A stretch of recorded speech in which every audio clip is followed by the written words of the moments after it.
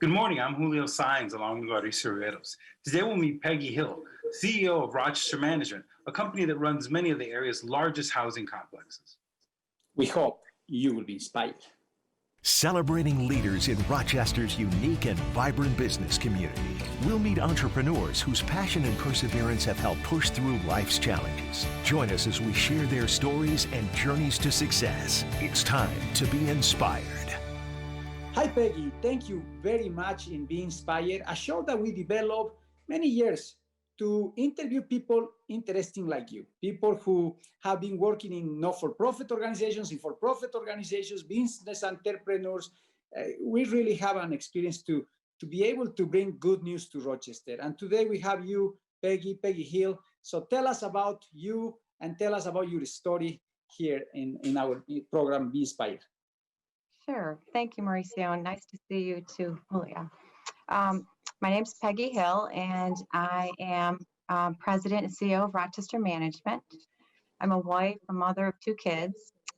Originally from Connecticut, born in Connecticut, and moved around quite a few times with my family through my dad's career. I think that helped us to be close-knit, and I learned quite a few values that I think carried me through in this career, and that's really why I'm in this place now in the nonprofit world. But I came to Rochester through my career at St. John Fisher, getting my accounting degree there, and stayed in Rochester since. And in terms of Rochester Management, it's just a real honor to be leading this organization. We have over 70-year history here in the community. And it's really a blessing to be able to not only nurture communities and our residents, but also to make such an impact in our community at large as well. We have just the best team along with us. Peggy, it's very interesting your story and see, be able to transform many places, to bring very high quality and improvement in terms of the quality of life of residents. So before we go to your organization specifically, let's talk about you. You have been, navigating in this world that has a lot of pressures and different type of circumstances, and being a woman, a leader. So what are the challenges? What are the highlights of the challenges that you were able to pass to get to such a high level in an organization? I think, some of the challenges are just surprises along the way. I tend to be a pretty trusting person, and I think I've really benefited from my path in my career working with really great, outstanding mentors and so forth. But, every once in a while you come across surprises where not everyone's on the same page, and it's really just trying to maintain, I think, who you are, maintain kind of a grace and believe that the things that you believe in this case, it's that everyone deserves affordable housing and somewhere that quality housing that they can feel they're proud of. So I think if you keep your beliefs close to your heart, I always tell my kids, just follow your heart in everything you do. I think that will guide you, and of course my faith too. And that is so interesting because you have navigated different worlds. You have been working in the banking, then start working in a not-for-profit organization, kind of seeing the two worlds and be able to Definitely. Combine both has been so important. So how you build teams? Because one of the challenges is to assemble consistent, kind of very integrated teams. How do you achieve, and what's your philosophy about team building in your organization? I think that in our world, we look for two things for sure, personally and professionally, is that I think if you can find somebody that has passion, in our world, we have to have the passion to serve others. And if someone has that passion, it doesn't matter what role you fill. You could be in maintenance, you could be in our tax credit compliance group, you could be in accounting. You have to have that passion because at some point or another, you're going to be serving residents. There's going to be some issue that comes up. You just have to jump in and put them first. So that's one key thing. And the other thing is, of course, drive. We work in a nonprofit world. We don't have elaborate budgets and huge staff. So you have to have the drive. Like we have certain people where we call them the hat man because they do so many different things, but it's really true in the not-for-profit world. You have to have this drive. And right now in the situation we're in now with growth and new projects, we're all doing so many different tasks, but it's all for the good of our community. So I think it's really important to have those things. And once you have people with that, we can fill in the blanks. We can train people. We have a really comprehensive training program. We've enhanced it with hands-on training for our maintenance folks. Been a little bit more limited with COVID, but we really feel that if you have people with those qualities, you just can't stop them. They're the people we want. They're the people that walk our talk of trying to make a difference each and every day in the lives of our residents and community. And we see that over and over and over again. It doesn't matter if somebody's been here 30 years. We have a lot of really long-term people, or some of our newer people, 3 months. It's just amazing. We saw that over and over again during COVID, how they just step up. Same thing with when we volunteer for other agencies. We just participated last week in a food drive with a small business council, and you don't have to ask twice. I mean, we were overwhelmed by the donations and the help, the volunteer help. So it's just a special crew, really is. And I think that really goes a long way in building the team when they feel comfortable with each other and when they have this just nurturing nature toward our residents as well. Thank you, Peggy. And I was wondering, since your company manages so many units and has such a big presence here in the area, how do you see housing trends in general in our community? Do you see more people going to ownership? I mean, the real estate market's been so crazy here the last few years, and then now you factor in COVID. Are you seeing, what are you seeing any trends in housing? Many, really. I mean, first of all, COVID's presented a lot of problems for more people in terms of affordability of housing, and it definitely held back some people. There have been so many jobs lost. The unemployment is higher, of course. But I will say, on a positive note, earlier in this year, our company was founded on creating housing for World War II veterans. There was such a shortage, and it was created over 70 years ago. And the thought back then was, let's create affordable housing that's reasonable, the rent's reasonable, so that these folks could come back, get their feet under them, start putting some money in the bank, and then eventually buy their house, within a year or so. I have to say, we've been seeing that at some of our properties over the last year with the lower interest rates and so forth, where they've been able to, I just had a conversation this morning about one site in particular. They've been able to get established. Sometimes we have people that may be a single parent and they're trying to get reestablished themselves. And it's been very successful in that route. But unfortunately, nationally and locally, we see the lack of affordable housing. We see, unfortunately, the poverty levels high. I think I saw a percentage that something like 28% of people in New York State that are renters are considered extremely low income. So there's a real gap in terms of housing stock for those people that need to find below market rents. So it's really a wide variety of trends that we can see right now, for sure. Yeah, no, and that's a very clear reality. And of course, with the COVID situation, probably we will see, unfortunately, more challenges around that. Now, we as a Rochester community, we have overcome many challenges, crisis, difficulties. You have been part of that, overcoming those challenges with your organization and all that. So, and I know no one has a magic ball, and especially in this time, but what is the perspective of future? What's your vision? How do you see the future? And sometimes I like to be positive and bring some good news. We are in Be Inspired. What do you think is the future, and how you visualize the future of Rochester specifically? Well, I envision, and I'm a positive person too. I mean, I think you have to find positives, or how do we continue on? I think we have a great climate here in Rochester, from my housing perspective anyway, is that we have a lot of great developers in town that are looking this issue. I also think we have great support from our city government, county, and state government. There are funding programs now that help us. Some of them tend to be competitive, of course, but they're out there. But I think the climate's right. And I also really, my wish for the future really is that I think if one thing that COVID brought, or two things really, in our company, we realize that we miss each other, right? We don't see each other as much anymore. I'm completely depressed that I won't get to see our whole group at our Christmas parties, holiday parties, whatever. But in a larger scale, I think it's raised such social awareness, social justice and injustice issues. And you have to consider that this goes across education, medical access, housing.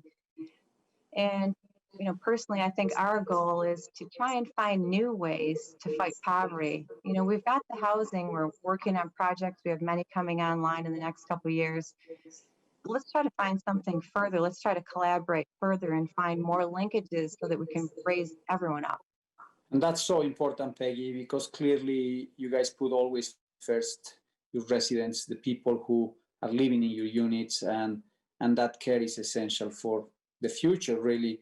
And now the question that I have is, one of the biggest circumstances right now that we are living is these social issues and problems with racial aspects, and there has been a big discussion around that. Mm-hmm. How we can achieve more inclusion. And I know your organization has worked one of the leading companies in terms of like making sure that inclusion is fundamental. We are in this show, people with different backgrounds, different nationalities. I think that enrich who we are as a society, be able to have this diversity enrich us. So what's your take and as organization seeing how to reduce the gap and really be able to create more synergies between different backgrounds and different communities with different nationalities and things like that? Mm-hmm. I think it's really important just to learn, be open to learning and be open to changing, really. On our side, we really want to make an effort starting right at the top with our board of directors. We have good diversity on it, but we could also be better. So we're working within the next month actually to add at least 2 to 3 people on our board that is across the board diverse. We've got great diversity now, but there's no reason not to have more. And I think we all just need to be more educated too, and learning that we're more, we're just better together than we are apart. And you're absolutely right.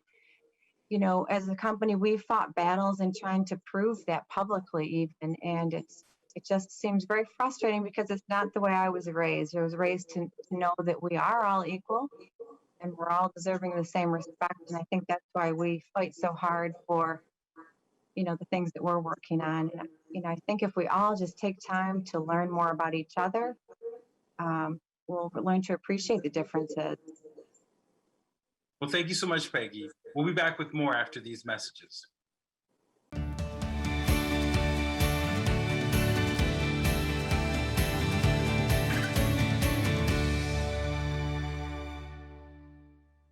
So let me ask you a logistical question now, a very practical question. How was it? How well did it work when you had to transition suddenly to working virtually and everything else? What worked well? Maybe some things that were maybe a little bit challenging in that transition.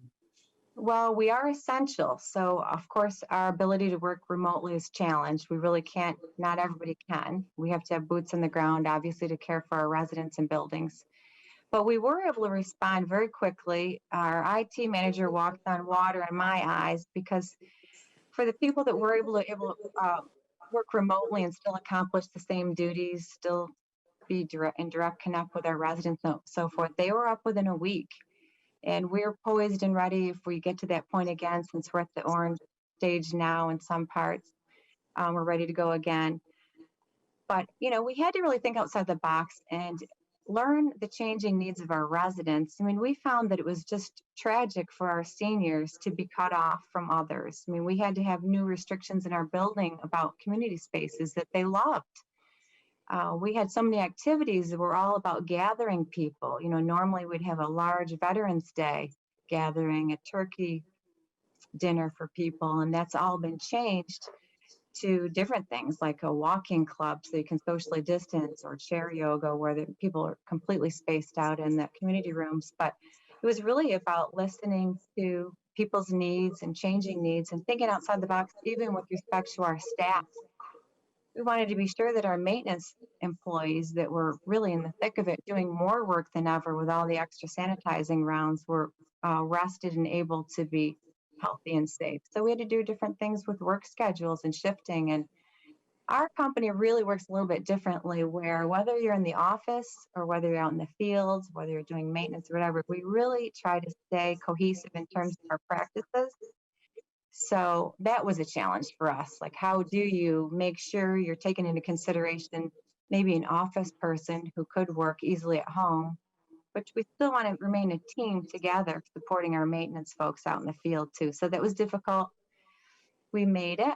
I'm a little fearful of this winter weather, I'll be honest, because it's been a long haul. And I worry sometimes about burnout for our folks. So again, we're just trying to be creative, supportive, think of new ways. But so far, so good.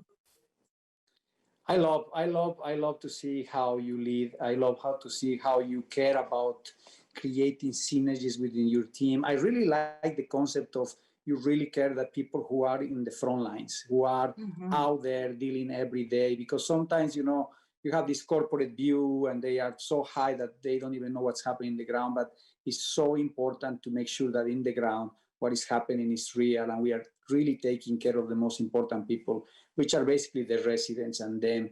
So in that same line, what are the connections that you are having right now with the greater Rochester to help in these times of difficulty? I am talking about any type of efforts with the community, giving back to the community, helping United Way, that type of efforts that we are so blessed in Rochester with so many initiatives. So tell us a little bit, what's the role that you guys play helping or giving back to community? Sure. We are a company with a lot of partnerships with other nonprofits, really since initiation. We have long partnerships with, say, U of R. We also serve many nonprofits in terms of helping them either with their campaigns or with management, such as CDS and Sheen Housing, Baden Street Settlement House, so forth. We also are moving forward with new initiatives too. We've worked for a long time with Lifespan and also FoodLink in supporting them, but we also utilize their services on site too and are working to expand that as well. We have a brand new collaboration with Zion Hill Missionary Baptist Church, and another one probably coming down the pike with Genesee Baptist Church, First Genesis Baptist Church on Hudson. With Zion, we're doing a collaborative housing project, senior affordable housing, which is exciting because we are kind of giving new life to a community garden. They will be working largely with Grow Green Rochester on that. We're excited to start new programs, again, with FoodLink around nutrition and healthy eating patterns and growing vegetables and so forth, with not only our residents, but with the community at large right there too. So there are a lot of different ways that we help and volunteer. We're always big into our United Way campaigns and Day of Caring as well with various nonprofits. So We can accomplish them a lot more through collaboration, for sure. And do you guys just manage existing properties or new builds? And then can you tell us some of the buildings that you guys manage some very well-known properties here? Sure. Yes, it's really both. We manage some really large properties in town like Seneca Towers, Plymouth Gardens. We manage right now a little over 3,700 units. We manage our own portfolio, like the two that I mentioned. We also have a very large facility in Syracuse. And then we also manage for other nonprofits such as U of R, Sheen Housing, CDS. And we have a few projects of our own cooking that'll start in a few weeks. The shovel will go in the ground in a few weeks. One is the Zion Hill Senior Housing Facility in the southwest part of the city of Rochester. And another one is in Irondequoit. It's our first venture into supportive housing, where we'll have medical personnel from Rochester Regional right on site able to help our seniors identify needs that they might have, and then also immediately link them with resources to meet those needs. And it was a logical choice with Rochester Regional being our neighbor right on the, close to our property, literally almost across the street. And we're looking forward to working with them. We also are helping CDS with a very large, impactful project within the city of Rochester near Joseph and Clifford Avenue, which will be 164 units for families. Oh yeah, I know that's going to be a nice project, yeah. And again, with supportive housing there too, which is really critical because what we find in our own facilities that we've managed for many years is that housing isn't just really housing, it's about the people. We're really caring for people. And people have needs. I mean, all people have needs. So to bring those services, which, those needs get amplified, I think, when people have lower incomes, but to bring those needs right on site just helps with the stability for the people ability of the and happiness of the whole community and the community at large. So we're really excited to be working on those new projects too. This is great news for Rochester. This is great news for our community. Creating the environment, like Peggy's saying, holistically, look at everything holistically is a very smart approach where the level of living will the quality of living will increase, will be much better. And I think this is fundamental for what Rochester needs, especially this time. So Peggy, we are very thankful for your time. I know you are very busy and you are doing a lot of great things here in Rochester. We really appreciate the time and effort to be part of this program today. And I am sure that we'll have you in the future learning more of what you guys are doing. And thank you again for everything that you are doing in this community. We need more people like you. We believe in Rochester and be inspired. One thing that we always said, there's amazing, amazing people here in Rochester, amazing organizations like your organization doing great things. And thank you again for your time. Thank you so much.